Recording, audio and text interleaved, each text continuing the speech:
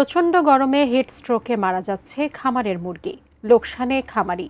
এ বিষয়ে মানিকগঞ্জের শিবালয় এলাকা থেকে বিস্তারিত জানাচ্ছেন প্রতিনিধি মোহাম্মদ সুজন খন্দকার। প্রচণ্ড তাপদাহের কারণে মুরগির স্বাভাবিক বৃদ্ধি, ডিম উৎপাদন ও হিট স্ট্রোকজনিত সমস্যার কারণে মারা যাচ্ছে মুরগি।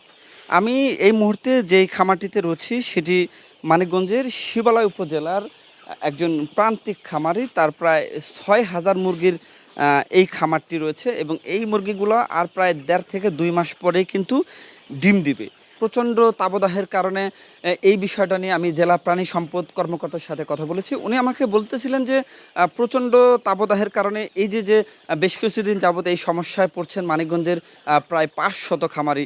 উনি সমাধান হিসেবে বলছেন যে প্রচণ্ড তাপদাহের সময় ভিটামিন সি যুক্ত পানি যদি মুরগিকে খাওয়ানো যায় এবং খামারের উপরে যদি কৃত্রিম বৃষ্টি স্থাপন করা যায় বা কৃত্রিম বৃষ্টি দেওয়া যায়, তাহলে কিন্তু এই সমস্যা থেকে সমাধান কিছুটা হলেও করা সম্ভব বলে উনি আমাদেরকে জানিয়েছিলেন।